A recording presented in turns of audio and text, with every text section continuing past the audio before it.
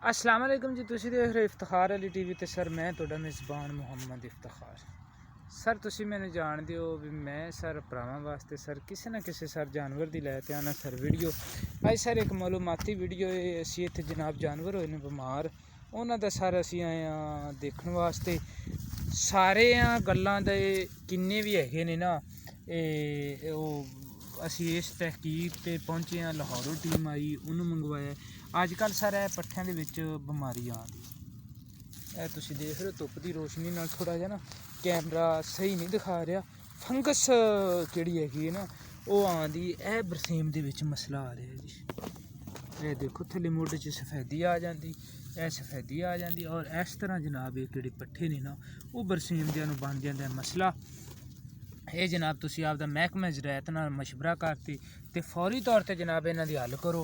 इत्थे सर एक फार्म है, उन्हां दे विच जनाब उन्हां दे 13 जानवरां दी डैथ हुई है और बड़े उन्हां दे इलाज मालज होए ने, बड़े टीके होए ने और वो इस नतीजे ते पहुंचे ने जेह्ड़ी बरसीम दे विच एह बमारी है ना, इस बमारी दे नाल उन्हां दे जनाब जानवरां दी होई है डैथ।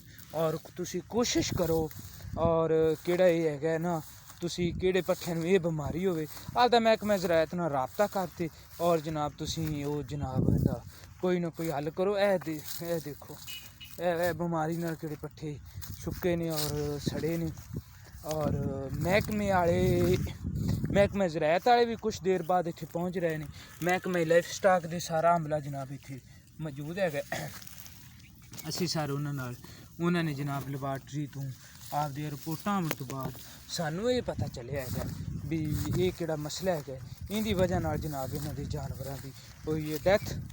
बहरहाल ये चौधरी सरवर साहब दे नाल होई है थोड़ी ज्यादती कुदरती तौर पर है। हुण इंदे विच ना इन्हां दे मुलाजम दा कोई मसला है प्रॉब्लम है ना होर कोई प्रॉब्लम है, लेकिन इन्हां दे 9 एकड़ जनाब इन्हां दा इत्थे बरसेम है। इंदे विचों 4 एकड़ दे विच एह् मसला है, बाकी जेह्ड़े 4-5 एकड़ ने वो बकाया ठीक है ने।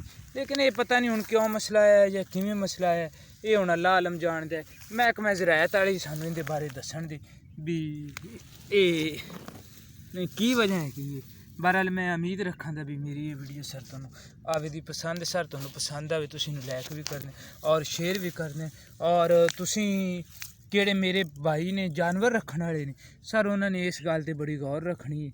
ये सफेद आ जाती सफेदी जी आई खड़ी बरसीम ते फंगस आई खड़ी है और तुसीं कोशिश करनी है भी ये आपदे पट्ठियां नूं इस फंगस वाले पट्ठे तुसीं आपदे जानवरां नूं ना पाओ और महकमे ज़राअत नाल जनाब करो तुसीं राबता ते उस तो बाद ही इस्तेमाल करें जी।